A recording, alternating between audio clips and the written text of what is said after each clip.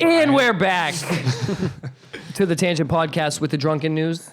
Sorry to cut off your flash conversation, but let's flash over to the news, if you will. That's a perfect segue, Justin, so thank you very much. Hey, we forget something. Yeah, hold on.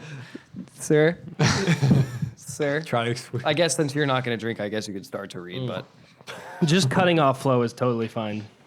So the first piece of news that we have this week is an Overwatch update. I like that. All right, Gary. There's not a whole lot in the way of information here, but I know that I can count on you to give us the information that we need. And Justin this week. What?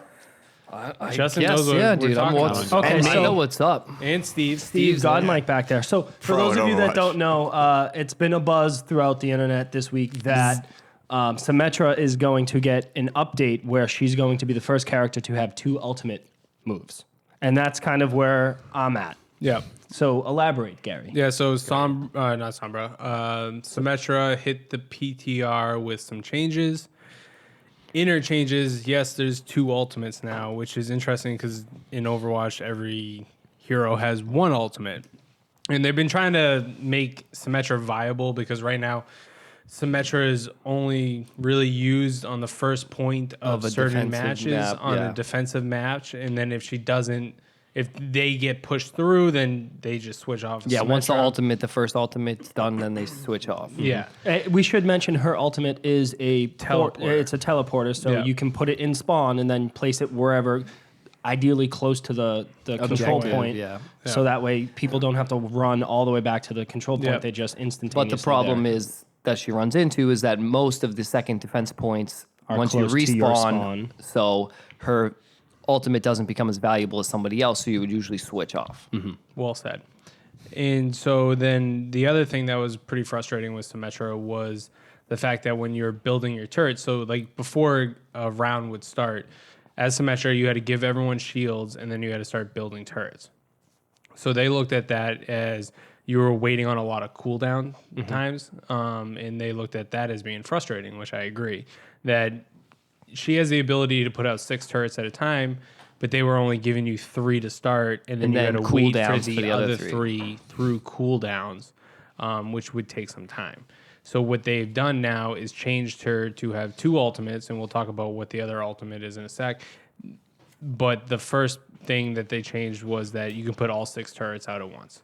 So you don't have to wait very on the other helpful. 3. Yeah. So right away, you're putting out turrets. Because, I mean, at the out end of the day, shields. you're going to get all 6 of them up, but it's going to be just like, it's going to take forever. Yeah, it and takes time. To do it again, once they have like a steady flow of attackers coming in, can be frustrating to get all 6 of them up. Yep. No, exactly. And then the second thing that they did was they made her primary weapon have a longer range. So then now she's more of an asset. Which she's like, her main attack is like a latching on health drain, basically. Yeah. So you can do it from further away. Yep. And then I would say maybe even bigger than the 2 ultimates is this proton shield that she has. Did you see this? I did.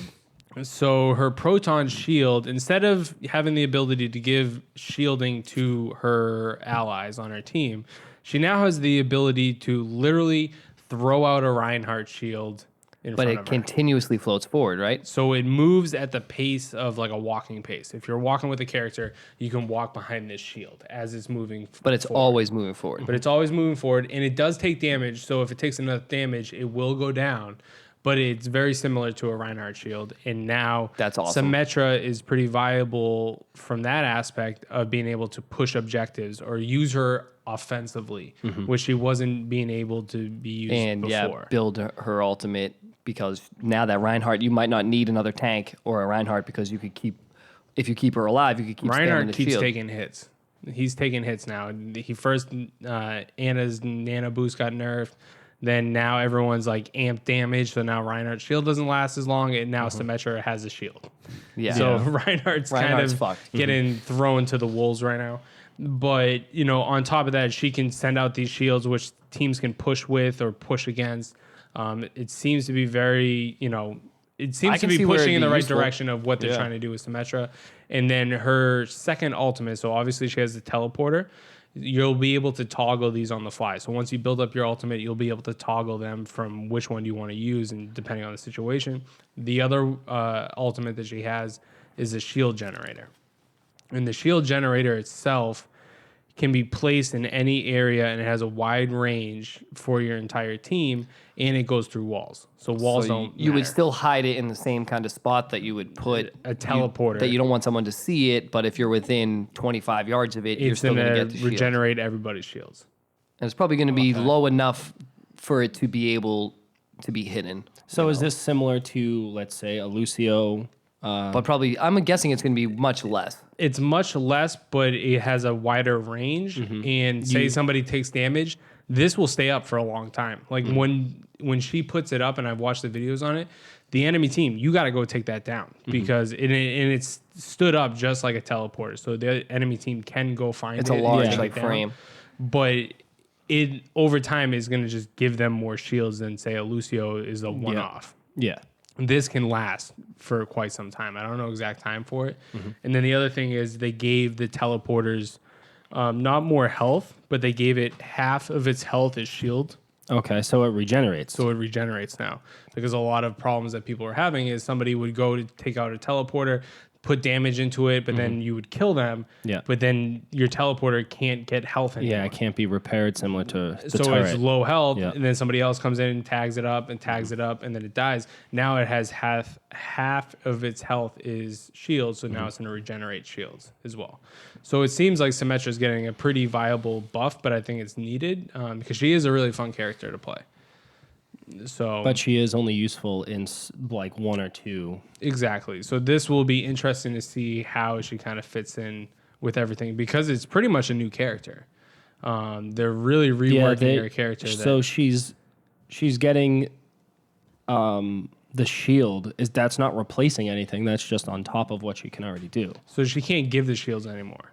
Okay. She doesn't give the shields at the beginning of matches anymore because she has the shield and because her okay. ultimate is the shield. All And right. then her damage does more, and then she can put out all her turrets at once instead of having to wait for a cooldown. So they really revamped her character, and it's interesting because then down the road you look at it and say now they could implement a new ultimate for any character at any point in time to be a toggle ultimate. Yep. So it really opens the door to some interesting things that they potentially could do. Yeah. But I'm for it. I'm all for it. Yeah. I mean, I love that they keep making changes and keep tweaking on it to make it the best They're- game that you possibly They're can play. improving the so- game in any aspect that I've ever been pissed off about. They've always tackled very quickly, and it's usually a month before things get really revamped. Yeah. So Very nice. All right. Next piece of news that we have, quick little, I guess, Nintendo news, but also everyone else news. So Lego City Undercover switches from exclusive to multi-platform. So Oh, shit. I played this game a couple weeks ago. I enjoyed what I played of it for the few, couple hours that I played of it. It's a lot of fun. It's really funny, and it's child-friendly. But the game is actually a Wii U exclusive right now, but it's no longer going to be stuck on the Wii U. It's going to come to the Switch, but also come to other platforms next year. You're going to imagine sometime in spring of 2017 to have a launch title with the Switch, which... they need some launch titles. That would work. I mean, you know what? I'm actually more excited that this is coming to the PS4 and the Xbox One because it's just been stranded on the Wii U. Yeah. Yeah. So you should look for that sometime in spring of 2017. Let's see. I thought there was another Nintendo piece of news, but I could be lying to you. Pokemon Sun and Moon have a game-breaking bug. So Did you read the full thing? I did read the full thing. It's no longer there. It's no longer there. But It's how been it happened patched was out. pretty funny. So, according to several players on both Reddit and Twitter, saving in certain areas of Pokemon Sun and Moon can cause a user's avatar to simply disappear, leaving gamers stuck where they last saved with no chance of escape. This problem appears to be popping up across several games. Although Nintendo and Pokemon Company have yet to comment on the bug, it was there. It was there. Did anyone experience this? No. No? No, I would not be playing the game anymore if that happened to me. I would have gave up. No. But did you hear the follow? Is the follow up in there? Yeah, so the update is the new report has surfaced via Kotaku, claiming that the bug in question is being encountered through those utilizing the PK hex, So they cheated and then lied in order to cover it up and saying, no, your game's fucked up. And then like, no, you cheated. And then you fucked up your own game. You got caught in a lie. So a piece of software that allows players to jump around in-game to capture rare Pokemon. The application creator has since been issued a statement stating that the PK hex is the reason for these reported glitches, and apparently it's a rather simple fix for those currently caught within it. Furthermore, this issue has been patched out of the app since November 18th. So what is this? Is this like an in-game thing that you can use, or did somebody like download this and put it into the code of the game? It's a code pretty much. It probably lets you move throughout the map kind of freely. So if like, oh, this is where this Pokemon spawns, you jump there. So somebody was hacking the game and Correct. They were mad that their saves went. So they complained to like Nintendo, like you guys made a bugged game, and then obviously they broke, like they were cheating, and then got fucked up their shit, and then tried to blame and then us. they still patched it for them anyways.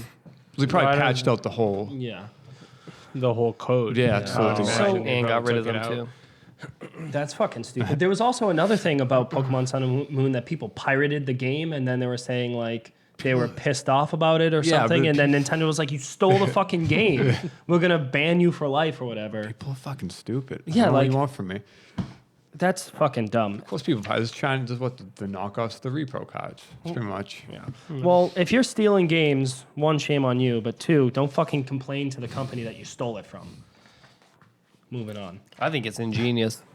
Of course. No more DLC that for gamers have to buy coming from Ubisoft. I guess that's a terrible sentence. Thanks, games industry. So Ubisoft says that it will no longer sell DLC that gamers will need to fully enjoy their game. So VP of Live Operations Anne Blondell Joen, I can't pronounce that, told GameIndustry.biz that the publisher now looks to support its multiplayer games between 5 to 10 years in order to keep players engaged. The firm must very carefully do when it comes to monetization. So Ubisoft have seen a lot of success through Rainbow Six Siege, and she's going on. She's quoted as saying, "Monetization is something that we have to be very careful about, and my team is in charge of that, making sure we find the right balance. The key is not adding something on top of the actual experience of the game, then it is no good. Because if you're asking for money for the wrong reasons." That's a sentence. So does that really surprise you? What is happening? Also, if the content is compulsive for the gamers, that's no good as well. It's a way to deliver more fun to the gamers, but they have a choice to go through that extra fun or not.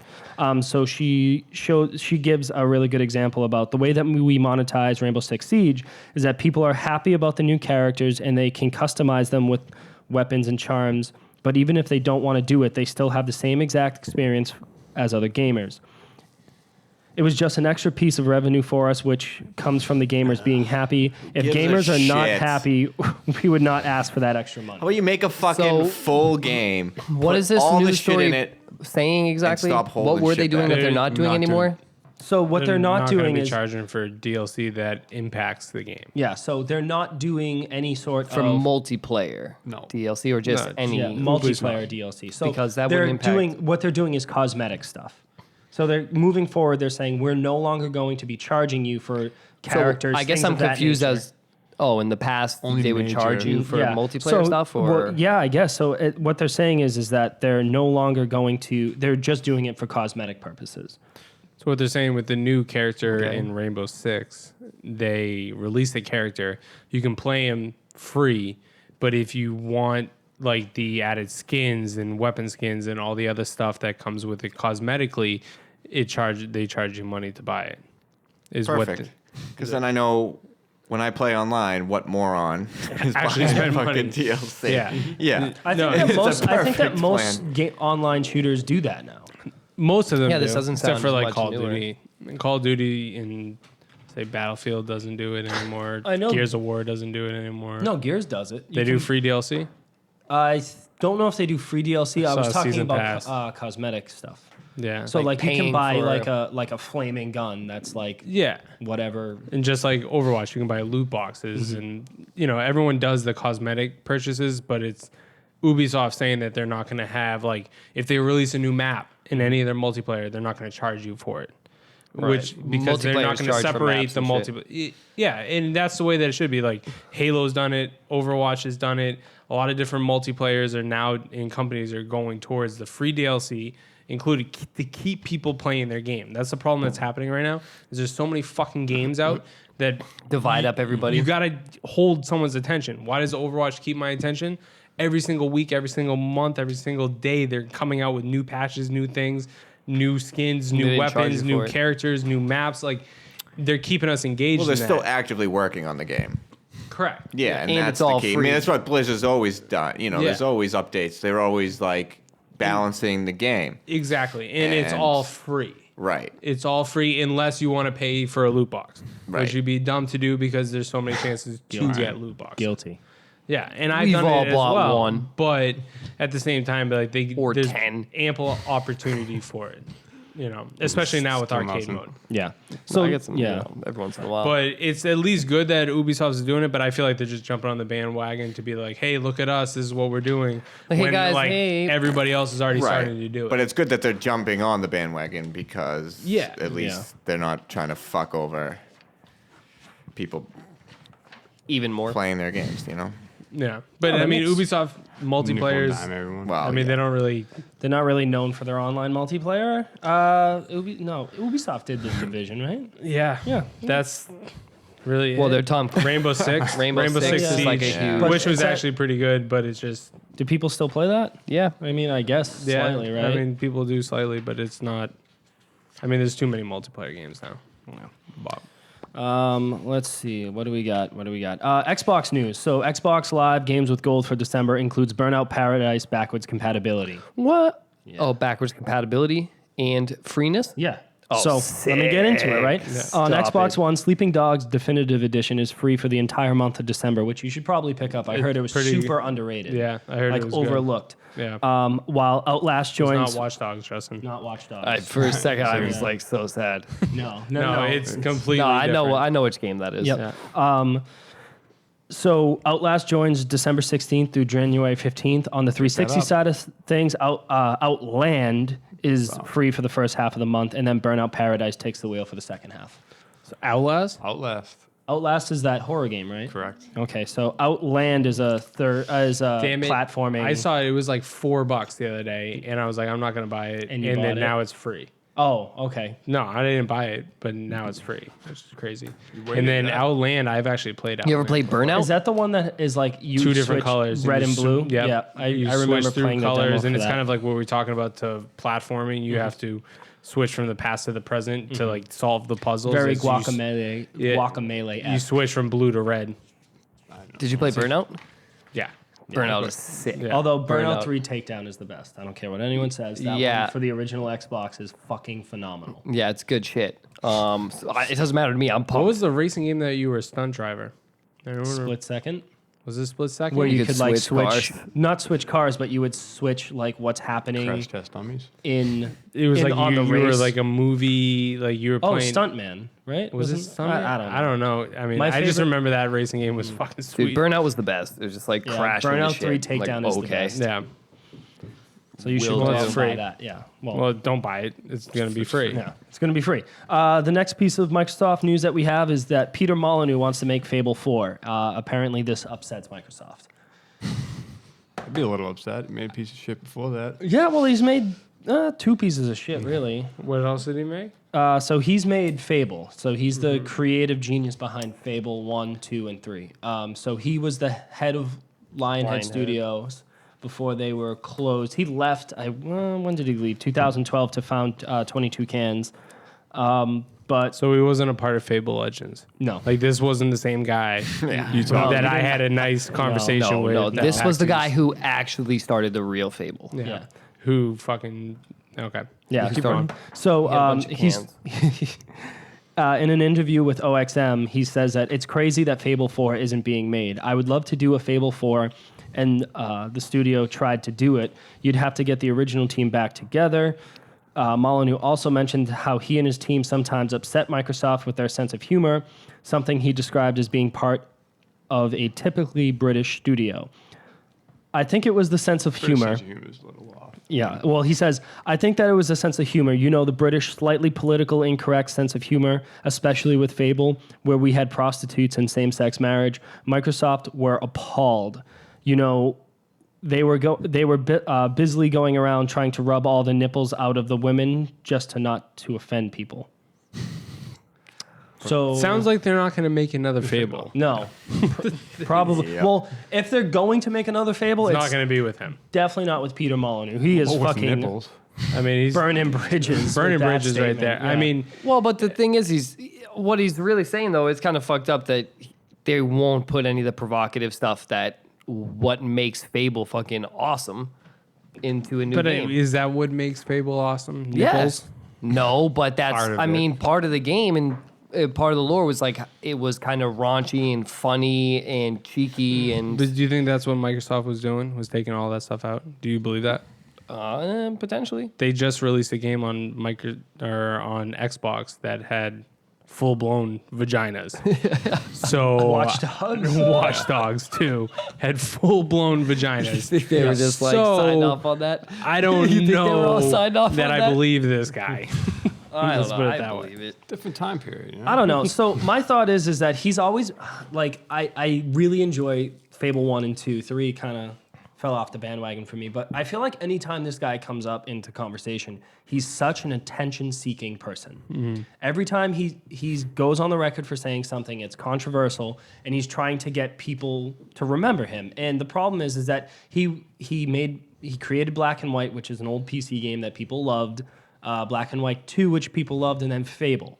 And then people liked Fable. I think it was generally well received. Yeah. And then, but it failed on a lot of promises that he made. So he had these great visions. And to be honest with you, if he decided to make Fable 1 now, he could probably do those things. But he couldn't with the technology of the time. And he just keeps promising things and keeps trying to push the boundaries, but never delivers on these things. So He doesn't have any money. He needs Microsoft to pay for it. that's probably not true whatsoever because he made a ton of money on Black and White and Black and White 2. But what I'm saying is anytime I hear Pretty him good games. speak, it's always something negative or it has this really bad, like it gives me bad vibes, if you Yeah. will. And I just feel like Must be that British humor he was talking about. I guess it must be that British humor. But I don't know. I just feel like he just likes to point the finger at other people rather than taking responsibilities for himself. And I don't know. Basically, you just called him a bitch. I guess. If And a that's- douche. And Yeah. a And a douche. douche. Bitch. Douche. And a wanker. Yeah. A wanker. And a wanker. He's a chicken chaser. Yeah. Fucking wanker. chaser. Is that what you do? You You chase chickens. But our last piece of news that we have this week is leaked Overwatch audio files, which I probably should have bundled Left in that. But hey. Again. Oh, God. Yes, this is my type of Yeah. story. So leaked audio files for Overwatch points at an upcoming holiday event. Holy shit. So PC Gamer broke the news that a bunch of Overwatch heroes, interactions, and sound effects have been turning up on Reddit. One of them hints strongly at a holiday-themed event, which is on the way. That seasonal Overwatch festivities is likely to happen is Around Christmas? Around Christmas. So yeah, you got no shit. So, not official or not, the Christmas theme song perfectly fits the part. You can go online and find it. We're not gonna provide it to you, but you can find it on your I own. might. I haven't decided yet. You don't know. You don't know. He might edit it in the background. That'd be nice. That seems like Well, one. now he's not going to do it. No, No, it's good. Too late now. I mean, Yeah, it you talked definitely about it. sounds Yeah. like Christmas. Okay. I mean, Overwatch. were we not all expecting this? I No. was. I mean, I it's the was. biggest holiday of the year. I would Like, expect they were it. obviously going to do this. So you They can did apparently Christmas. hear the jingle bells ringing in the background, icicle twinkles in the snow-lit night. The rest of the audio clips are somewhat less overly festive. Like one says, die, die, die. Well, Sombra, Tracer wishes Sombra would just disappear forever. Reaper warns Sombra to stick to the plan. Reinhardt finally beats Zarya at arm wrestling. Bullshit. How did he lose? What? Reinhardt beat Zarya. Oh. Yeah, I feel like he would win. Yeah, I feel like he He's- would too. he's But much Zarya is larger. my girl. Yeah, she'd probably beat everybody else, but he's a tank. Just Yeah. round hot. Yeah. Literally. So I mean, yeah, it would make sense. I think this is coming first week in December. That Is, early, huh? I mean, Yeah, think about get it going for the whole month. No, yeah, I so- guess that makes sense. so if I'm you just look at really excited about yeah, it. so Sorry. Summer Games was Right the before the Olympics. So August, the first week in August, it came out, and then it went all the way through August. Halloween, first week in October, it came out. They're doing It- month break. So I think it's break. 2 month cycle Yep. is what they're doing. So first week of December. Do we get Valentine's Day stuff for that for would February? Be nice. That would be nice. That I would like that. Shoot some You'd be arrows. into that? I'd be into that. Hanzo is as Yikes. Cupid I with don't like know. a diaper and wings. That'd be awesome. Dude, So stop. I was I'm just giving you free ideas. Yeah. Blizzard. Yeah. Ideas. Ideas. Give the free ideas, Blizzard. Free ideas. I know you're So I mean, listening. for me, like a Halloween theme, like I just started thinking about different skins, and like I could see like Torborn as like Santa Claus.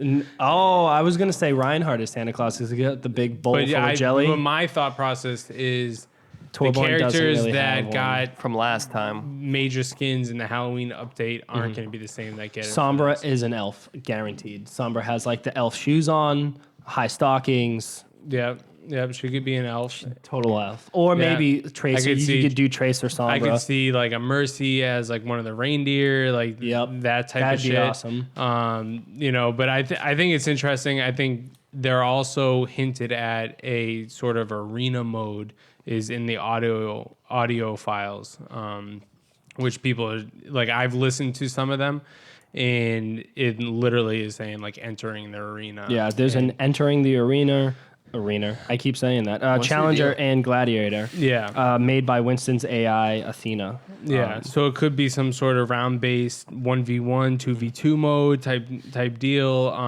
But who knows? But it's Christmas, it's the holidays, it's Blizzard, it's gonna be fucking sweet. Hey, if you're gonna do a Zenyatta, his orb should be ornaments. Yeah, so I was thinking Just a thought. So for Christmas tree Zenyatta, I lights? was thinking like a bad Christmas sweater, Zenyatta with pajama pants Yes. on with the Christmas lights around. It would be. And he's like fucking dope. untangling them because they're all fucked up.